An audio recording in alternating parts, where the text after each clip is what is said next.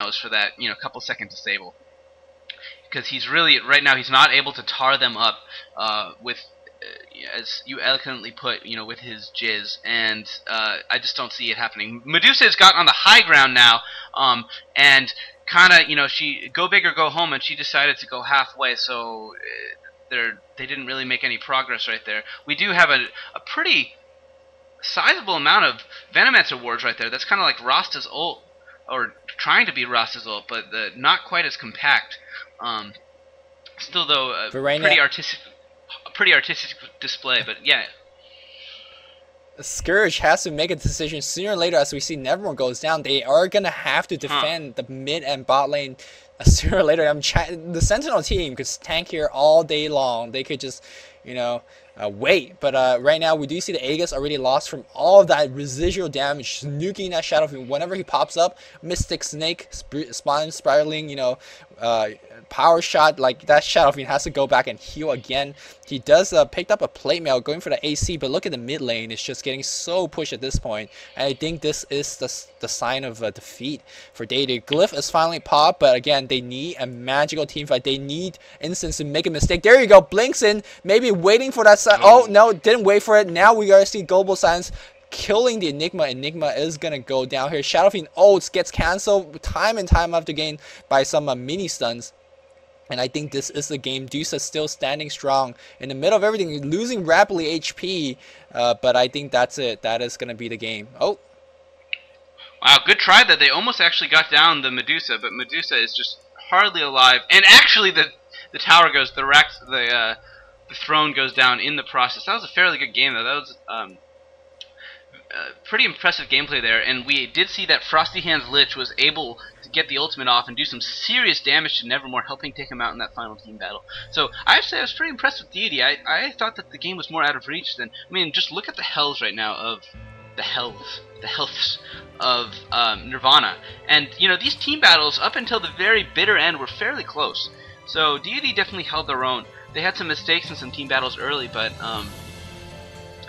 they did a good job of dominating the Roshan area later in the game, and some clutch Aegises really came and paid off in some team battles where, I think, example where Chuan in that pivotal team battle in bot lane got his ultra kill, that was in large part due to an Aegis. So without that, I think the game would have ended right there. Yeah, we were definitely seeing some fat lady songs for Deity already. Yeah. Is that the correct way of usage of that American thing? Fat lady song. Well, I think maybe the grammar and the tense are a little differently than usual, but it's okay. I'm Chinese, so let's run with that. That's true.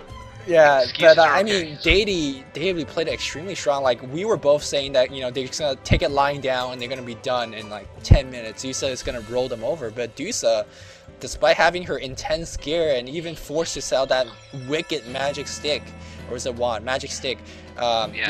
Took a while to finish this game that was already theirs for the taking. I think if that Roshan, after that Roshan fight where Shadow Fiend and the entire Scourge team just got wiped, I think if Scourge played that a little bit better, they might have stood a better chance to even come back. That might seem a really out there statement, but seeing how close this game was, if that Roshan turned a little bit in favor of Scourge, I think they would have definitely stood a better chance. So Deity really impressive despite losing this game. Yeah, and I have to say a special mention goes to the Bat Rider, because as you mentioned earlier, a lot of the AoE picks were banned, and I think Bat Rider was more of a kind of one of the last options to go with in terms of having some AoE damage. I mean, I guess all of her spells are essentially AoE, so his spells, sorry, but I mean, even having to make do with Bat Rider, I feel like they actually would have gone with many of the heroes that were banned instead of the Bat Rider. Maybe actually they banned, but the thing is they banned some of them, which could have been in that long lane on top. So they could have had the Morphling up there, but they themselves banned it. I guess they were a little too afraid of Zhou. So, but anyway, they made do with this Bat Rider very well. Even in the late game, pretty well played and a very good presence, especially in some key battles, taking out the Medusa, where normally you'd expect that late in the game, Bat Rider would just basically be completely insignificant, but able to get up some charges both on the Medusa. I think one time I saw 3 charges of tar on the, or I guess not tar, it's napalm or something. But 3 charges of napalm on the Broodmother before taking him out, and I'm sure it was even more perhaps on the Medusa in that mid lane time when Batrider basically took out the Medusa. So I have to say I have not seen many Batriders played so well in the late game. That's key, because you see, it's easy to do well with Batrider in the early game, because your team gives you farm and you get your Blink Dagger, and that's expected. But to be effective in the late game is another matter entirely, so I was impressed by that. Of course it wasn't enough, but... It's really hard to kind of out-carry a Medusa late game with 430 some creep kills. That is just a little bit too insane. I mean, this is the final of WDC. The tournament is officially over. Nirvana China, the crown champion of WDC. Keep in mind they also are the champion of what's that tournament? RGC as well. So RGC. Nirvana China is racking up some wins. I don't know. And they are gonna look pretty strong going into SMM as well. Of course, some of the Chinese strongs, eHome, are gonna say something to that, but we'll see how it plays out there. SMM is gonna come up pretty soon, but don't think because WDC, this is our last match, don't think there won't be any more WDC commentators. I think E and I might be doing some of the third place finishers between Aeon and DTS. There were 3 epic games in there as well. We might do a couple from there. We'll see how it plays out. So Ian, any last words of how this game progressed before we kind of close it off? Well, all I can say is I just hope after seeing the Dota dancers that Nirvana gets some lady action tonight. So because this is like, I guess, proud to be a gamer moment. So I hope really that they can capitalize on this victory in more than one way, more than just the money, more than just like the pride, but also get some girls. Like, when would you ever think that would ever happen? And I feel like there's potential in this tournament. Once again, I said this to you before in private, but man, I wish I was Chinese. I wish I was there. That would have been just such an epic tournament. Maybe someday. Dude, we already know DGC got his own girl. Oh, you know what I'm talking about. Oh my god. Anyways, this is the okay. I think we're done. But one last thing I want to say: this third pick Silencer just won them the game. Only Enigma, aside from that one mistake. I mean, definitely not really like ghostly move, pressing one button to win the game. But I think, as we heard, like Milk, or was it Puppy, once said, like picking is like half the game. And this is a really good example to show that no matter how good your Blink Dagger BKB ult was, all Silencer had to do was press a single button. And I think that was the true behind the scenes MVP for Sentinel.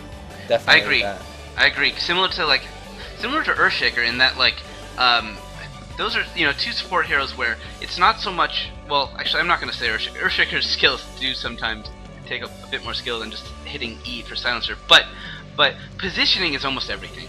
You just have to stay alive, but you still have to be there. You still have to be a presence, but you somehow have to be, you just have to know where to be. You can't be picked off, because people will target you. It's like when we see, I think you and I commented a game a while back with a sniper. I forget which game it was, but I was commenting on how the sniper wasn't going for any health items. But just his positioning was so impeccable that was never really targeted, but was still there in the team fights and just had such a great presence. And that you can attribute, it's not really to how you use your skills, it's just having a good game presence. And I feel like, well, there was maybe one actually encounter where Silencer kind of slipped up, and that was in the bot lane one, where the one encounter where Deity won was where Silencer slipped up. But just, that just goes to show, given how many team fights were won by Nirvana, that just goes to show how good of a job Silencer did in this game. He truly, he doesn't need farm. Look at him. He was like, hey, I need some HP, I'm gonna get a Vit booster. I need some match reduction, I'll get a Planeswalker cloak. He's like, I'm not rich, but this will do, and it did. So well done by him. So yeah, that's it for the tournament. But yeah, we're gonna probably right now maybe go off and do some more games, a 3rd place match.